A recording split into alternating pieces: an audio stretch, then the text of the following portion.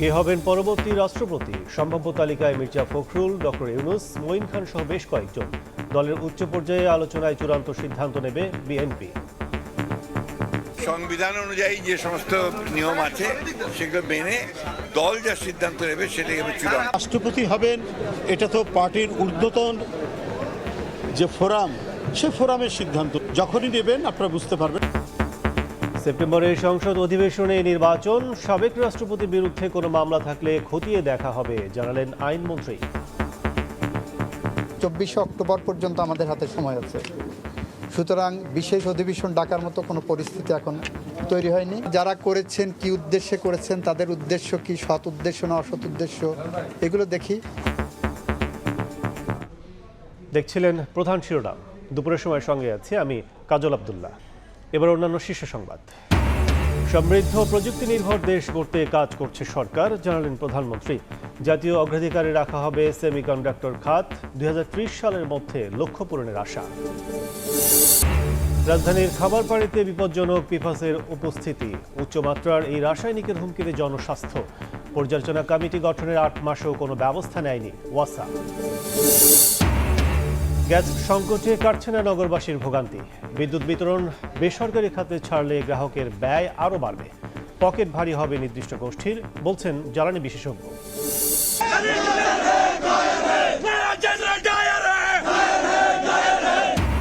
শিক্ষামন্ত্রীর পদত্যাগের দাবিতে অনড় ককরোচ পার্টি, আজ সিদ্ধান্ত জানাবে কেন্দ্রীয় সরকার।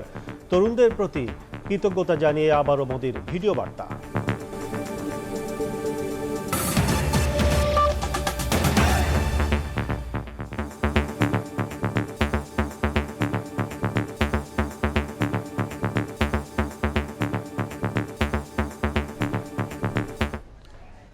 মোহাম্মদ শাহাবুদ্দিনের পদত্যাগের পর দেশ জুড়ে আলোচনায় কে হতে যাচ্ছেন পরবর্তী রাষ্ট্রপতি।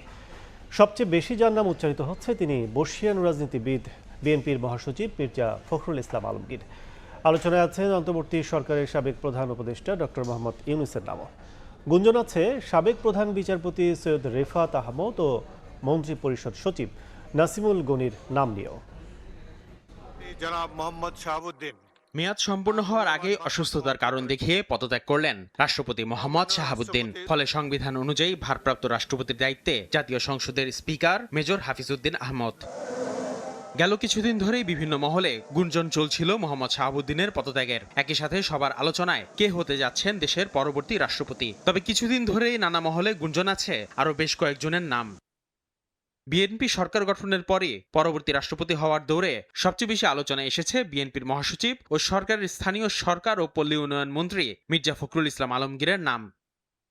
বঙ্গভবনের 23তম বাসিন্দা হওয়ার দৌড়ে আলোচনায় আছেন অন্তর্বর্তীকালীন সরকারের সাবেক প্রধান উপদেষ্টা ডক্টর মোহাম্মদ ইউনূস। 5 আগস্টের পর দেশের ক্রান্তি লগ্নে সরকার প্রধানের দায়িত্ব নেয় রাষ্ট্রপতি পদে তাকেই অনেকে এগিয়ে রাখছেন। এদিকে দেশের 25তম প্রধান বিচারপতির দায়িত্ব নিয়ে অনেকেরই সুনজরে আসেন সৈয়দ রেফাত আহমদ। পাশাপাশি আলোচনায় আছে মন্ত্রিপরিষদ সচিব নাসিমুল গনির নাম। বিএনপির বর্ষিয়ান নেতাদের মধ্যে মির্জা ফখরুলের নাম এগিয়ে থাকলেও আলোচনায় আছেন খন্দকার মোশাররফ হোসেন, ডক্টর মঈন খান ও নজরুল ইসলাম খানও। আসিফ মোহাম্মদ সিয়াম, সময় সংবাদ, ঢাকা। এদিকে বিএনপির স্থায়ী কমিটির বৈঠকে পরবর্তী রাষ্ট্রপতির নাম নির্ধারিত হবে বলে জানিয়েছেন দলটির মহাসচিব মির্জা ফখরুল ইসলাম আলমগীর। আর আইনমন্ত্রী জানিয়েছেন সেপ্টেম্বরে সংসদ অধিবেশনে নতুন রাষ্ট্রপতি নির্বাচিত হবেন। বিশেষ অধিবেশন ডেকে রাষ্ট্রপতি নির্বাচন করার মতো পরিস্থিতি হয়নি। সদ্য বিদায়ী রাষ্ট্রপতির বিরুদ্ধে মামলা থাকলে খতিয়ে দেখা হবে বলে মন্তব্য করেন আইনমন্ত্রী। মেয়াদ শেষ হওয়ার প্রায় 2 বছর আগেই স্বাস্থ্যগত কারণ দেখিয়ে দায়িত্ব থেকে সরে দাঁড়িয়েছেন দেশের 22তম রাষ্ট্রপতি মোহাম্মদ শাহাবুদ্দিন। কে হচ্ছেন পরবর্তী রাষ্ট্রপতি, এই আলোচনা এখন তুঙ্গে। শনিবার সকালে রাজধানীর সিডাপ মিলনায়তনে এক অনুষ্ঠানে আইনমন্ত্রী বলেন পরবর্তী রাষ্ট্রপতি নির্বাচনের জন্য 24 অক্টোবর পর্যন্ত সময় আছে, তাই বিশেষ অধিবেশনের প্রয়োজন নেই। সংবিধানের 123-এর 2 অনুচ্ছেদ অনুসারে 90 দিনের মধ্যে রাষ্ট্রপতির পদত্যাগের 90 দিনের মধ্যে নতুন রাষ্ট্রপতি নির্বাচন করতে হবে। 24 অক্টোবর পর্যন্ত আমাদের হাতে সময় আছে, সুতরাং বিশেষ অধিবেশন ডাকার মতো কোনো পরিস্থিতি এখন তৈরি হয়নি। যেহেতু 60 দিনের মধ্যে আমাদের 15 জুলাই থেকে 60 দিনের মধ্যে আমাদের পরবর্তী অধিবেশন হওয়ার কথা সাংবিধানিকভাবে, আশা করি সেই অধিবেশনেই এটা নিষ্পত্তি করা সম্ভব হবে। সদ্যবিদায়ী রাষ্ট্রপতির বিরুদ্ধে কোনো মামলা থাকলে তা খতিয়ে দেখা হবে বলেও জানান আইনমন্ত্রী। যারা করেছেন কি উদ্দেশ্যে করেছেন, তাদের উদ্দেশ্য কি, সৎ উদ্দেশ্য না অসৎ উদ্দেশ্য, এগুলো দেখি। এদিকে পরবর্তী রাষ্ট্রপতি বিএনপির কেউ হবেন কিনা সে সিদ্ধান্ত দলের সর্বোচ্চ পর্যায় থেকেই নেওয়া হবে বলে জানিয়েছেন দলটির সিনিয়র যুগ্ম মহাসচিব অ্যাডভোকেট রুহুল কবির রিজভী। রাষ্ট্রপতি হবেন এটা তো পার্টির ঊর্ধ্বতন যে ফোরাম, সে ফোরামের সিদ্ধান্ত, সেটা তো আমি এখনো জানতে পারিনি।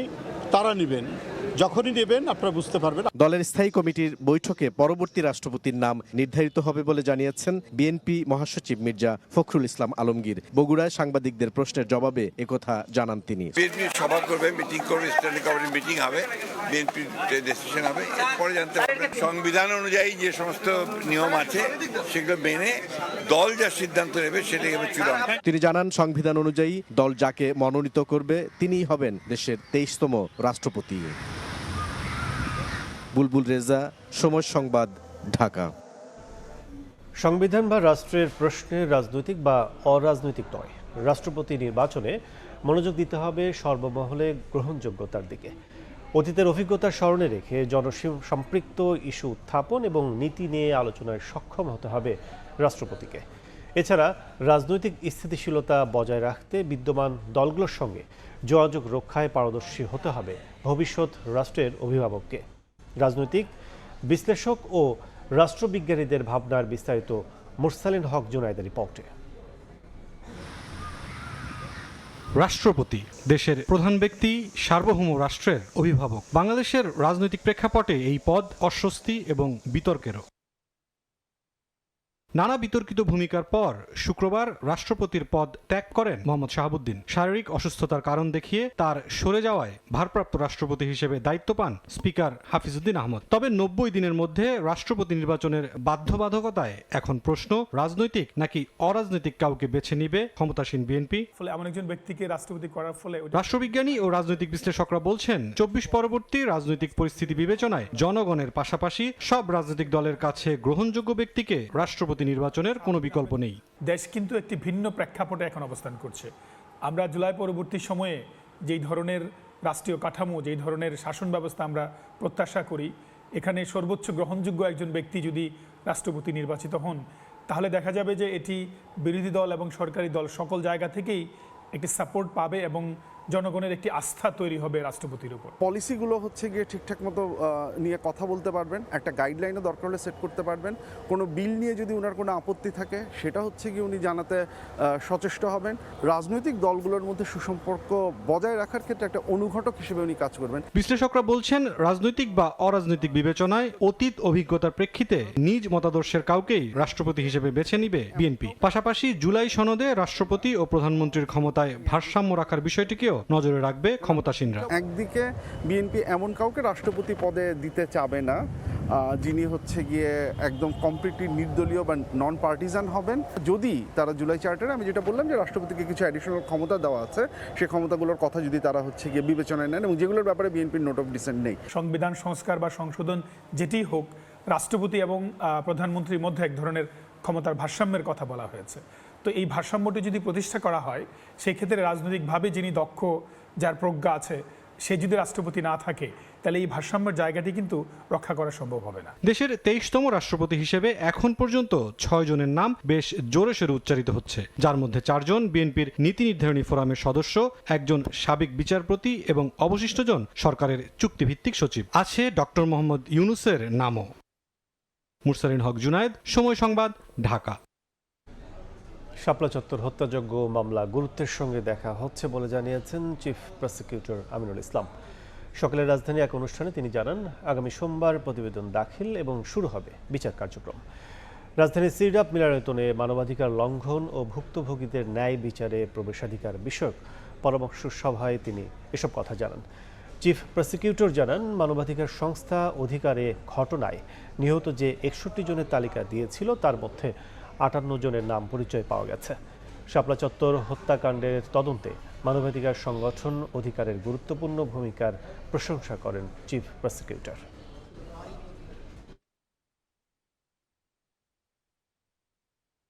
রাষ্ট্রের যে দায়িত্ব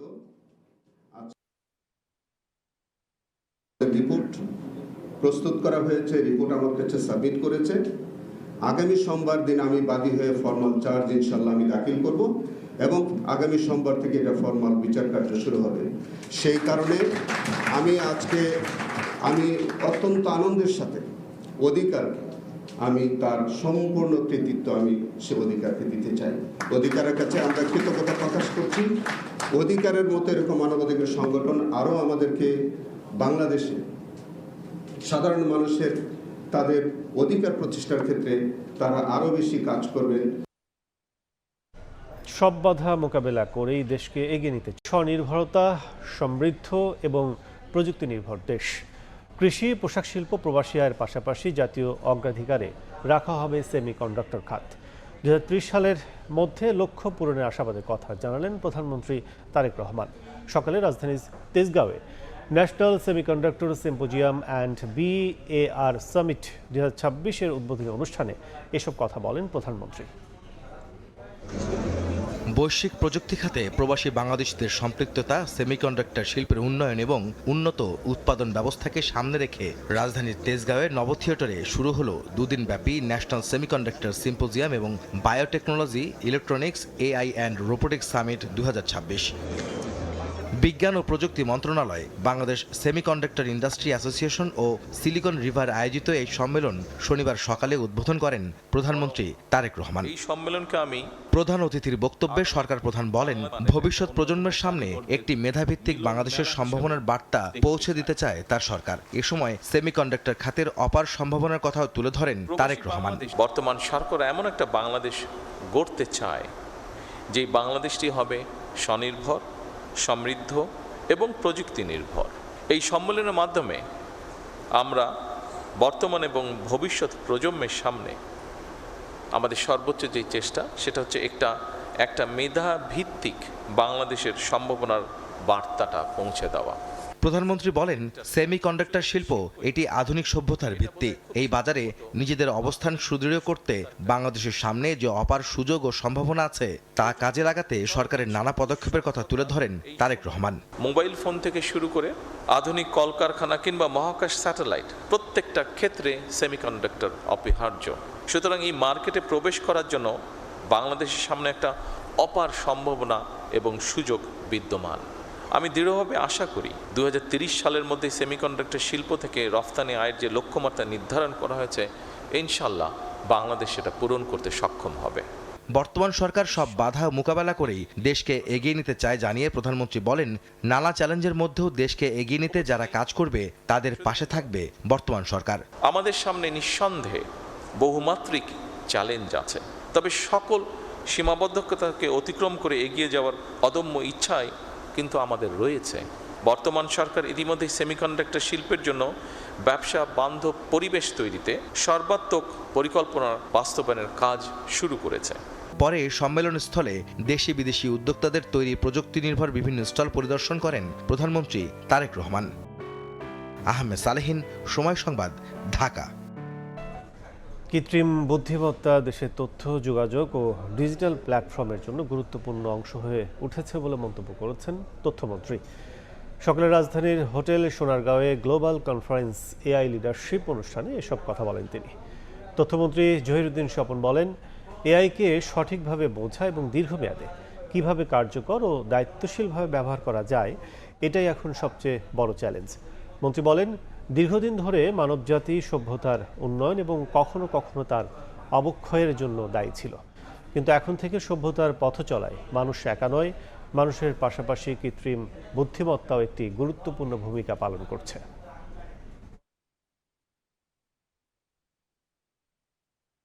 With his own statement, দেশের শিক্ষা ব্যবস্থা, আমাদের দেশের তথ্য ব্যবস্থাপনা, আমাদের দেশের বিজ্ঞান, আমাদের দেশের গবেষণা, সব ক্ষেত্রেই কৃত্রিম বুদ্ধিমত্তাকে আমরা যাতে বন্ধু হিসাবে পাই, কারণ কৃত্রিম বুদ্ধিমত্তাকে বন্ধু হিসাবে পাওয়া এবং ধরে রাখাটাই কিন্তু এখন সবচেয়ে বড় চ্যালেঞ্জ। কৃত্রিম বুদ্ধিমত্তার সঙ্গে বন্ধুত্বের এই ধারাকে অব্যাহত রাখার জটিল বিজ্ঞান এবং জ্ঞানটা যদি না থাকে, তাহলে এটা একটা যে কোনো সময় আমাদের জন্য বুমেরাং হয়ে যেতে পারে। ইতিমধ্যেই এর প্রমাণ আমরা অনেকে কিন্তু টের পাচ্ছি।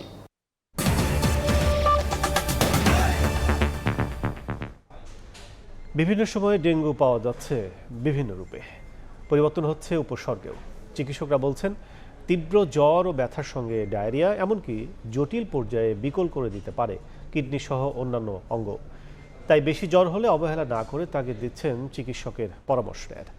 আর জনস্বাস্থ্য বিশেষজ্ঞদের পরামর্শ, ডেঙ্গু মোকাবিলায় এখন ব্যবস্থাপনা গাইডলাইন পরিবর্তন ও প্রান্তিক পর্যায়ে প্রশিক্ষণ দিতে হবে।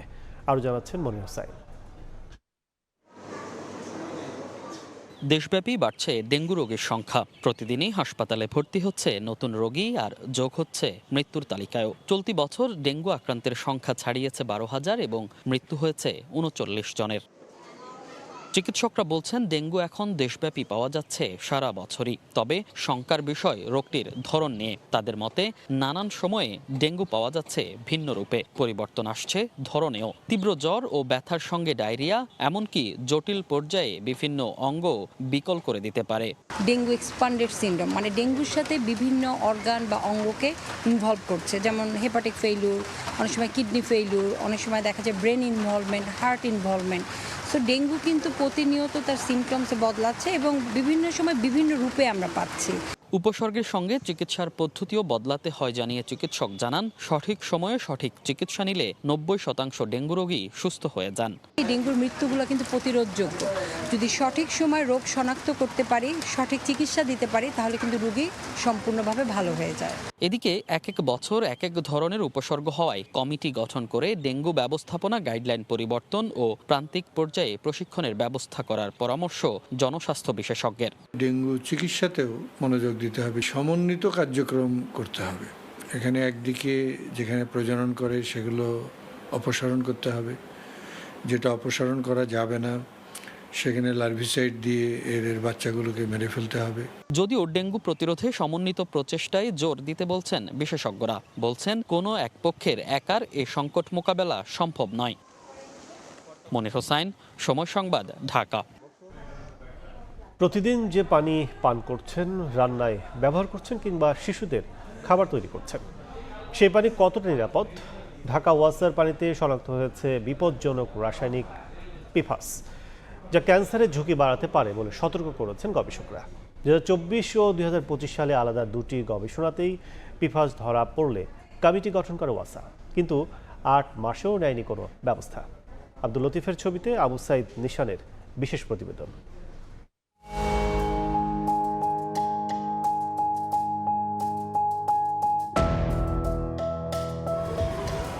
বর্তমানে রাজধানীতে ওয়াসার বিশুদ্ধ পানির এটিএম বুথের সংখ্যা 350টি, গ্রাহক সংখ্যা 8 লাখের বেশি। প্রতিদিন গড়ে 13 লাখ লিটার পানি বিক্রি হয়। পান করা, রান্না, শিশুদের খাবার তৈরি সবকিছুতেই ব্যবহার হচ্ছে এই পানি। কিন্তু সেই পানিতেই মিলেছে এমন রাসায়নিক যা নিয়ে বাড়ছে উদ্বেগ। শেরেবাংলা কৃষি বিশ্ববিদ্যালয় ও সুইডেনের উমেয়া বিশ্ববিদ্যালয়ের যৌথ গবেষণায় ঢাকার ওয়াসার বিভিন্ন জোন থেকে সংগ্রহ করা পানির নমুনায় শনাক্ত হয়েছে পিফাস, বিভিন্ন কীটনাশকের অবশিষ্টাংশ এবং ওষুধজাত রাসায়নিক। অথচ জানেন না নগরবাসী। এটা তো সাংঘাতিক জিনিস, তাই না? আপনার জীবনের ঝুঁকিপূর্ণ কোনো ব্যাপার পানিতে থেকেই থাকে, তাহলে তো ওয়াসা কর্তৃপক্ষকে তো এটা সজাগ হওয়া দরকার। মানুষ অসুস্থ হয়ে পড়বে, তাতে আমাদেরও ক্ষতি। আমিও তো এখন পানির লেগে আসছি। আবারও পরীক্ষা নিরীক্ষা করুক, গবেষণা করুক, যদি সত্যি পাওয়া যায় তাহলে সেটা থেকে জনগণ যাতে মুক্তি পায়। পিফাসকে বলা হয় ফরএভার কেমিক্যাল, কারণ এই রাসায়নিক সহজে ভাঙে না, দীর্ঘদিন পরিবেশে টিকে থাকে এবং মানবদেহ জমা হতে পারে।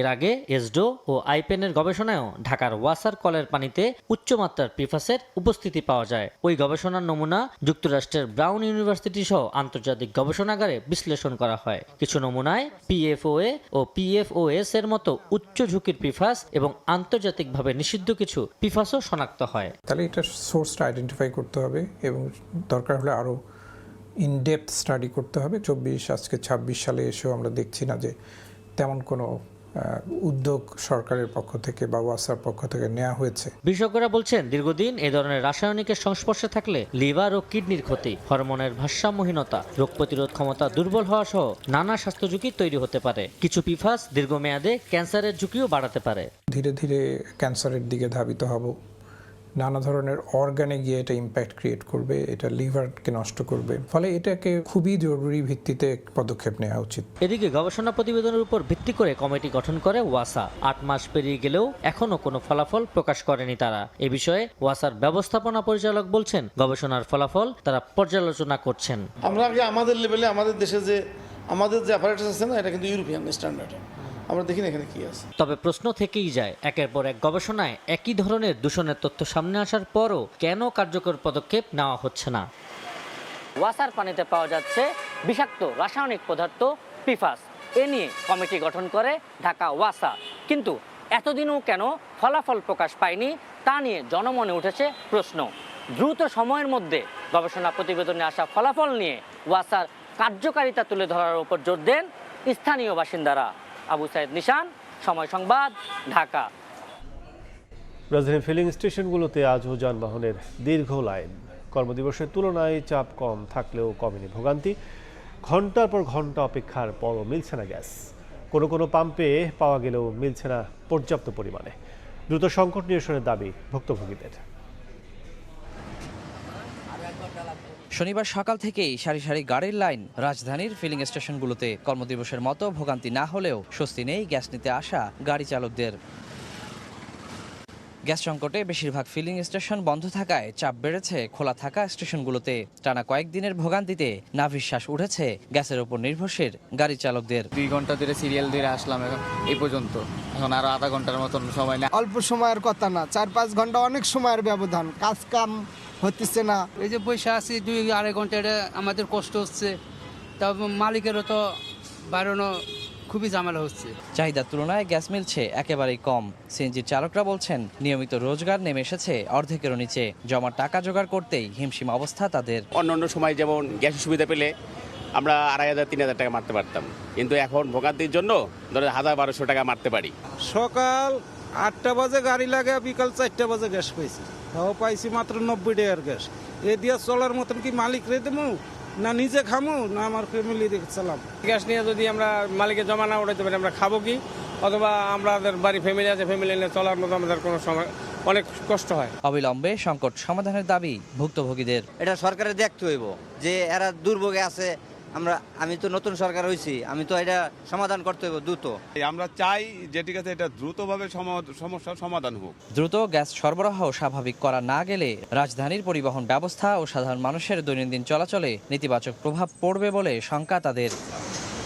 ওয়ালিউল সাকিব, সময় সংবাদ, ঢাকা। বিস্তারিত জানাতে এই মুহূর্তে মগবাজার এলাকায় আছেন সহকর্মী ওয়ালিউল সাকিব, সরাসরি যাচ্ছে তার কাছে।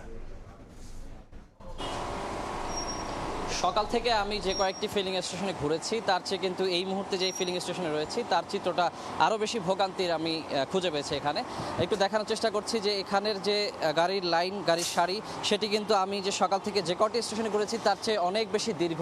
এখানে কিন্তু আমি বলা যায় আধা কিলোমিটারের বেশি কিন্তু যে দীর্ঘ গাড়ির সারি পড়ে গেছে, এবং এখানকার যারা চালক রয়েছেন তারা বলছেন যে 4 থেকে 5 ঘন্টার মতো কিন্তু অপেক্ষার পর তাদের কাঙ্ক্ষিত গ্যাস তারা পাচ্ছেন। এছাড়া বলা যায় যে এখানকার যে গ্যাসের চাপ সেটি তুলনামূলক অন্য স্টেশনগুলোর তুলনায় কিছুটা বেশি, তবে খুব যে বেশি চাপ রয়েছে এমনটা কিন্তু বলা যায় না। তো সেক্ষেত্রে মোটামুটি কিন্তু একই চিত্র আমরা দেখতে পাচ্ছি যে প্রয়োজনের তুলনায় পর্যাপ্ত গ্যাস কিন্তু তারা পাচ্ছেন না। আর এই যে গ্যাস সংকটের যে সাম্প্রতিক সমস্যা, সেটি কিন্তু আমরা জানি যে মহেশখালীর যে এলএনজি টার্মিনালের কারিগরি ত্রুটির কারণে যে এই সমস্যাটি হয়েছে, এবং সংশ্লিষ্ট কর্তৃপক্ষের দাবি যে দৈনিক প্রায় 45 কোটি ঘনফুট গ্যাস সরবরাহ কমে যাওয়ার কারণে কিন্তু এই পরিস্থিতি তৈরি হয়েছে। আর এছাড়া একটু জানিয়ে রাখি যে সাধারণভাবে স্বাভাবিক সময়ে যে গ্যাসের চাহিদা দৈনিক প্রায় 380 কোটি ঘনফুট কিন্তু গ্যাসের চাহিদা থাকে, সেই তুলনায় কিন্তু স্বাভাবিক সময়েই তুলনামূলক কম 260 থেকে 70 কোটি ঘনফুট গ্যাস কিন্তু সরবরাহ হয়ে থাকে। সেই তুলনায় এখন কিন্তু সেটি আরও কমে গেছে। এই কারণেই কিন্তু আমরা জানি যে এই সংকটটি তৈরি হয়েছে। তবে সংশ্লিষ্ট কর্তৃপক্ষ কিন্তু বারবার আশ্বাস দিয়ে যাচ্ছেন যে এই কারিগরি ত্রুটি কিন্তু তারা যে দ্রুত সময়ের মধ্যে কিন্তু সমাধান করার চেষ্টা করছেন, কিন্তু কবে নাগাদ আসলে এটি যে ত্রুটি সারানো সম্ভব হবে সেটি কিন্তু তারা স্পষ্ট কোনো ধারণা তারা দিতে পারছেন না। তবে যে তারা বারবার বলছেন যে দ্রুত সময়ের মধ্যে এই সমস্যার সমাধান করা সম্ভব হবে এবং আগের মতো স্বাভাবিকভাবেই কিন্তু তারা গ্যাস সরবরাহ করতে পারবেন বলেই কিন্তু তারা আমাদেরকে জানাচ্ছেন। তবে যারা চালক রয়েছেন তারা কিন্তু একেবারেই ভোগান্তির মধ্যে রয়েছেন, তারা কিন্তু জোর দাবি জানাচ্ছেন যে অতি দ্রুত যেন এই সমস্যাটি সমাধান করা হয়। তো এই ছিল আমার কাছে এখন পর্যন্ত মগবাজারের এই ফিলিং স্টেশন থেকে গ্যাস সংকটের সবশেষ খবর। সিএনজি ফিলিং স্টেশনগুলোতে ভোগান্তির খবর জানতে সরাসরি ছিলাম মগবাজার। বিদ্যুৎ বিতরণ বেসরকারি খাতে ছাড়া চিন্তা করছে সরকার, এতে ব্যয় বেড়ে দিন শেষে খেসারত দিতে হবে গ্রাহককেই, এমনটাই মনে করছেন জ্বালানি বিশেষজ্ঞরা। তাদের মতে বেসরকারি খাতে সরকার নিয়ন্ত্রণ না থাকাই এর অন্যতম কারণ। অনিয়ম বন্ধ করে বিতরণ কোম্পানিগুলোকে গ্রাহক বান্ধব করার পরামর্শ তাদের। ফারুক ভূঁইয়া রবিনের রিপোর্ট। গ্রাহকের ঘরে ঘরে আলো ছড়ায় যে বিদ্যুৎ উৎপাদন ও সঞ্চালনের পর তা পৌঁছে দেওয়া হয় 6 বিতরণ প্রতিষ্ঠান ডিপিডিসি, ডেসকো, নেসকো, ওজোপাডিকো, পিডিবি ও পল্লী বিদ্যুতের মাধ্যমে। তবে এতদিনের এই পদ্ধতিতে এবার পরিবর্তন আনতে চায় সরকার। সরকারি মালিকানাধীন কোম্পানি থেকে বিদ্যুৎ বিতরণের নিয়ন্ত্রণ বেসরকারি খাতে তুলে দেওয়ার পরিকল্পনা নীতি নির্ধারকদের। ডিস্ট্রিবিউশন কোম্পানিগুলো আছে আপনার government company, I want to privatize whole. দেশে বিদ্যুৎ উৎপাদনের বড় একটি অংশের জন্য নির্ভর করতে হয় বেসরকারি খাতের উপর। বর্তমানে বিদ্যুৎ খাতের নানা সংকট আর ব্যয় বৃদ্ধির অন্যতম কারণ মনে করা হয় এই অতিমাত্রায় বেসরকারি খাত নির্ভরতাকে। এখন বিদ্যুৎ বিতরণ ব্যবস্থাপনাকেও যদি বেসরকারি খাতের হাতে ছেড়ে দেওয়া হয় তাহলে এর সম্ভাব্য প্রভাব কি দাঁড়াবে তা নিয়ে উঠছে নানা প্রশ্ন।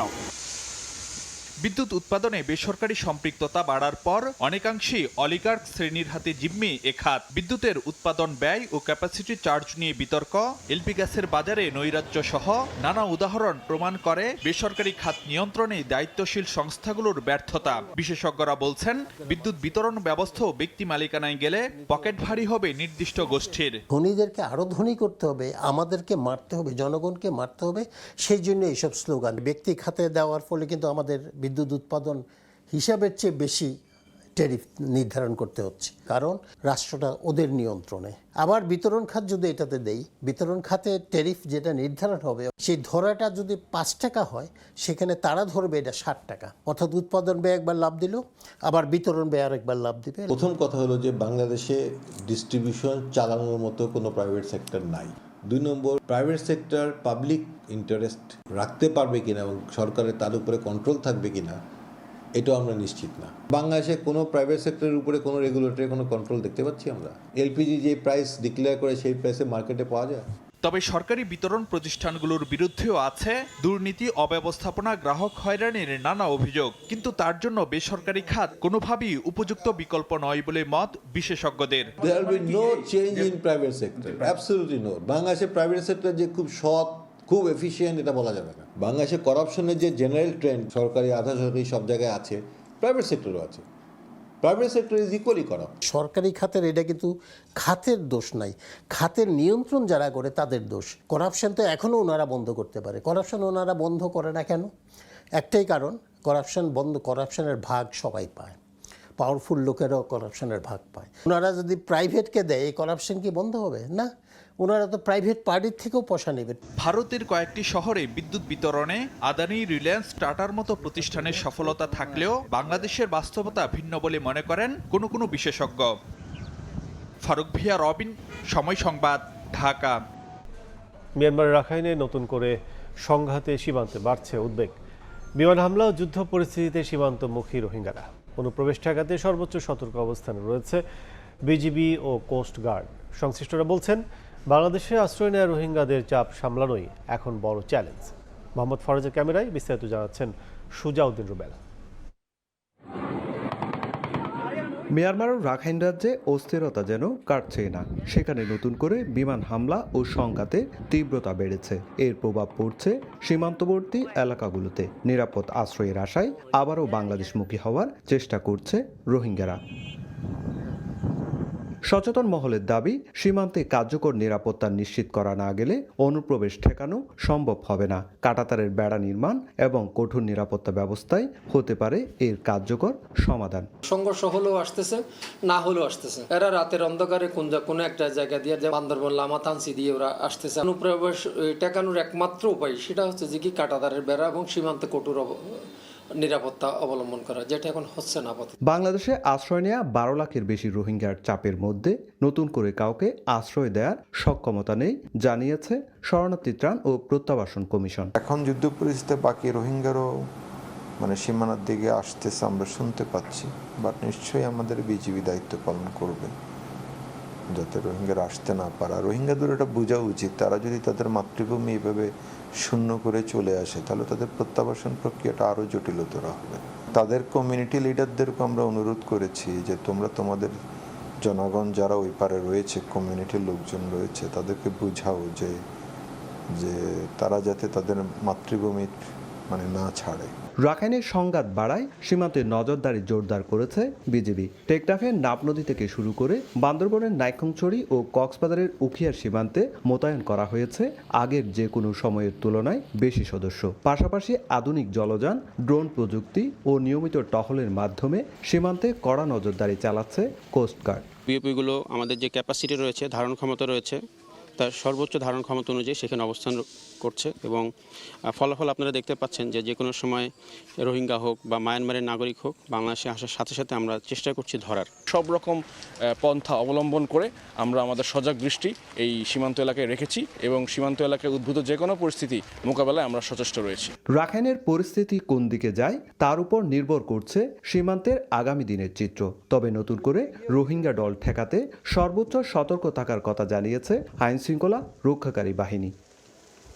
সুজাউদ্দিন রুবেল, সময় সংবাদ, কক্সবাজার।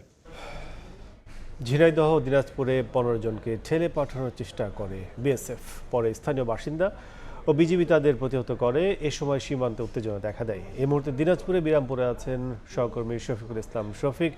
বিস্তারিত জানতে সরাসরি আছে তার কাছে। চেষ্টা করে তারা পুষিয়ে দেওয়ার চেষ্টা করে।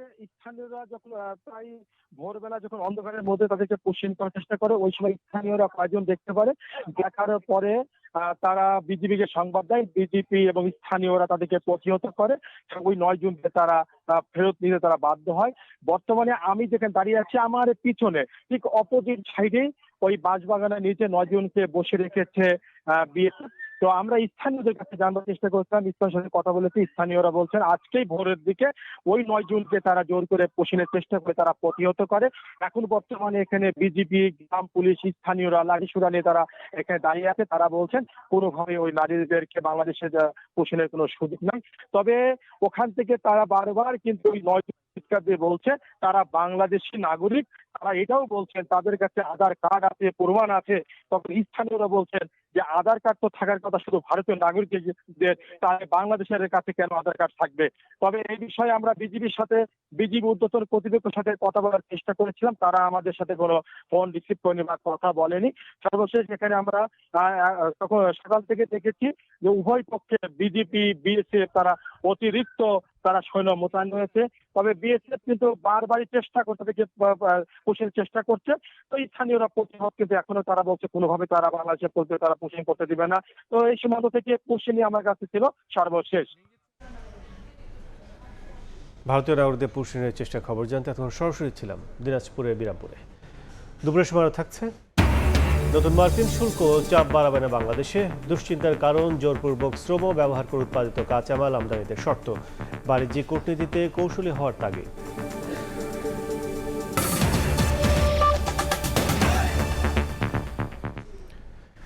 কর্মীদের নিয়ে স্কুল গেটে আড্ডা দিচ্ছিলেন কাফরুল থানা যুবদলের সদস্য সচিব।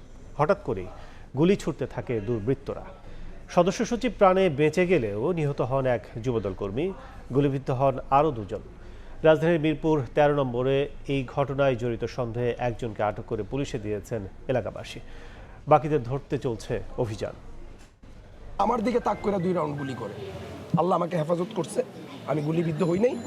একজন পথচারী গুলিবিদ্ধ হয়েছে। তখন আমার সাথে আরেকজন সহযোদ্ধা মামুন, ও আবার দোকান থেকে যে ছোট একটা টুল নিয়ে আমাকে যখন তৃতীয় রাউন্ড গুলি করার মামুন আবার টুলটা থ্রো করছে। সন্ত্রাসীদের গুলিতে অল্পের জন্য প্রাণে বেঁচে যাওয়ার বর্ণনা দিচ্ছিলেন কাফরুল থানা যুবদলের সদস্য সচিব হাফিজুল ইসলাম বাবু। শুক্রবার রাতে মিরপুর ১৩ নম্বরে শেরে বাংলা সরকারি প্রাথমিক বিদ্যালয়ের গেটের সামনে বন্ধু ও দলীয় নেতাকর্মীদের নিয়ে আড্ডা দিচ্ছিলেন বাবু। হঠাৎ করে ৪ যুবক এসে গুলি চালাতে শুরু করে। নিহত হন ইউসুফ নামে এক যুবদল কর্মী। ইউসুফ চিৎকার দিয়ে বলছে তোর সাথে কি? ধরার সাথে সাথে ইউসুফকে বুকের বাম পাশে ঠেকায় গুলি করছে এক রাউন্ড। গুলিবিদ্ধ হওয়ার পরে ইউসুফ আসছে, ইউসুফ আইসা আমাকে জড়ায় ধরছে, জড়া ধরার পর বলতেছে ভাই আমি গুলি খাইছি। ঘটনাস্থল থেকে এলোপাতারি গুলি ছুড়ে পালানোর সময় আহত হন পথচারী সহ ২ জন। প্রাণে বেঁচে যাওয়া বাকিদের জবানে উঠে আসে রোমহর্ষক সেই বর্ণনা। আমারে ফায়ার করছে, আমার ফায়ারটা একটা পথচারীর গায়ে লাগছে, আল্লাহ পাক বাঁচাইছে আমাকে। দৃশ্যমান ৩ জন ব্যক্তি হাঁটা চলা কইরা গুলি কইরা চলে গেল। তারা যাওয়ার জন্য ফাঁকা আওয়াজ করছে নাকি গুলি করছে, এই সেই গুলি যে লাগছে তার গায়ে, আর একজন এই কাপড়ের দোকানদার। ঘটনার পরপরই একজনকে অস্ত্রসহ আটক করেছে পুলিশ। বাকিদের গ্রেফতারেও চলছে অভিযান। ঘটনার সময় 2 জন গুরুতর আহত, পরে একজন মারা গেছে হাসপাতালে। দুর্বৃত্তদের একজনকে অস্ত্রসহ গ্রেফতার করা হয়েছে, বাকিদের গ্রেফতারের চেষ্টা চলতেছে। নিহত ইউসুফ আলীর গ্রামের বাড়ি বরিশালের উজিরপুরে। আহত 2 জন ঢাকা মেডিকেল কলেজ হাসপাতালে চিকিৎসাধীন। নাইম হাসান, সময় সংবাদ, ঢাকা।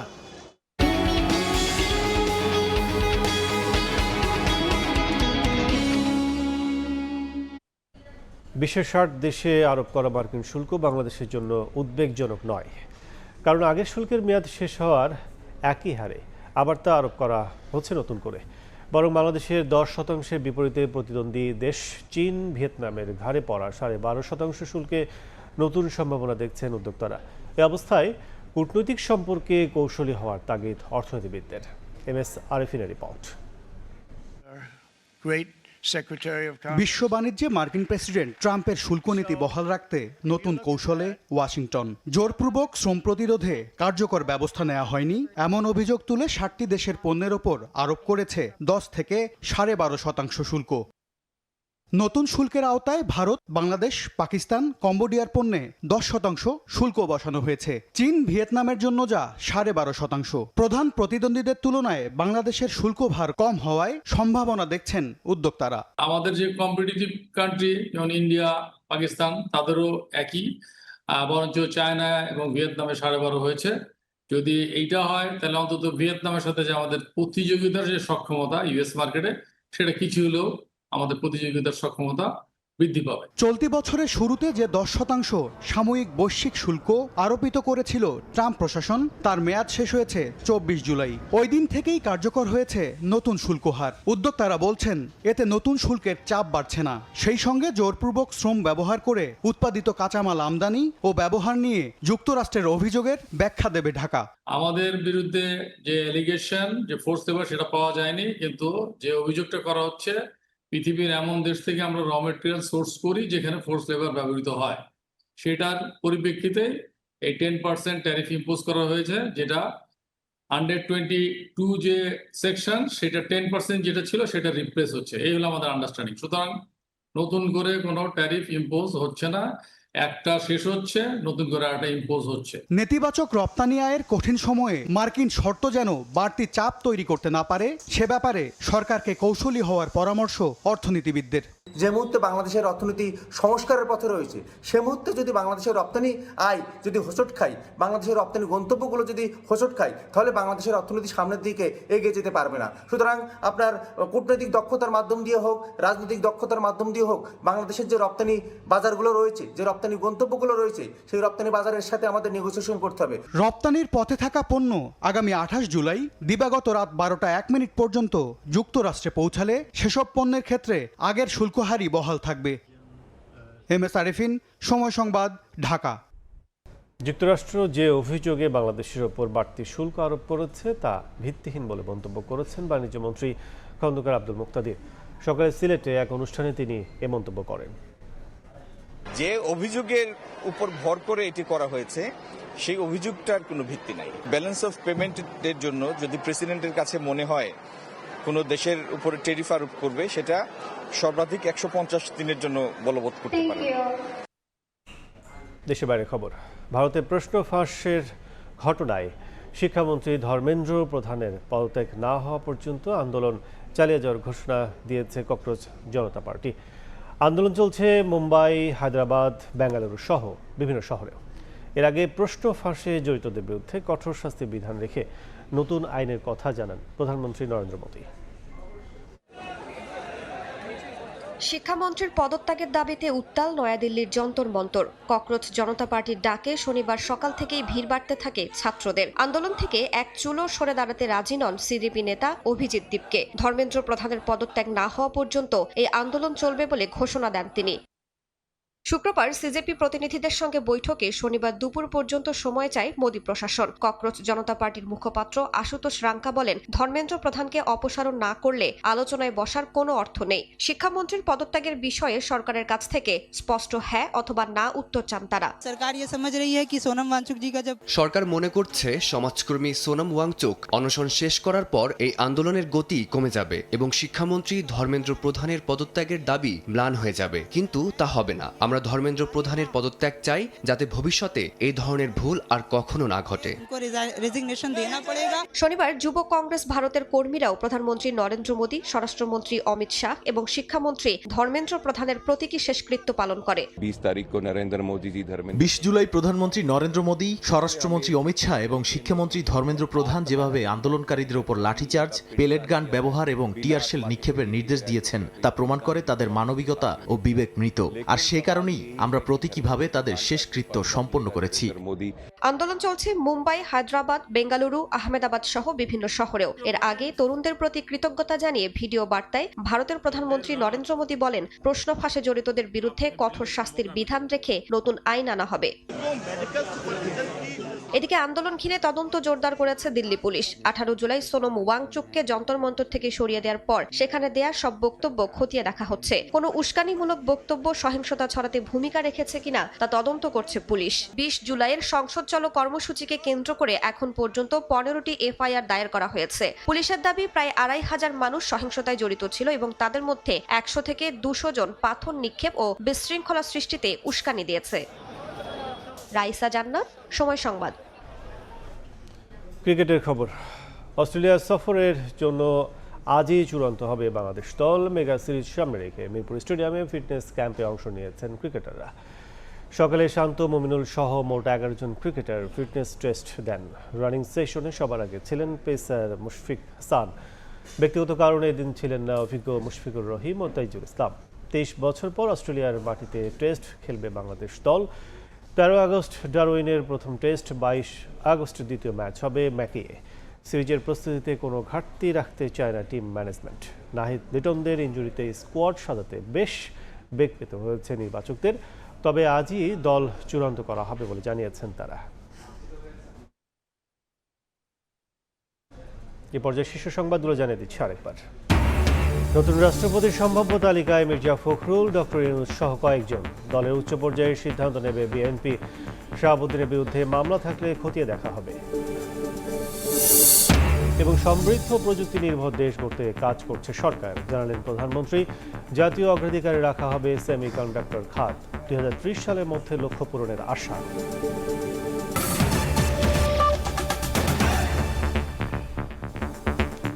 এই ছিল দুপুরের সময়। এরপর বিভাগীয় সময় নিয়ে সঙ্গে থাকবেন মাহাদি ইসলাম ধ্রুব।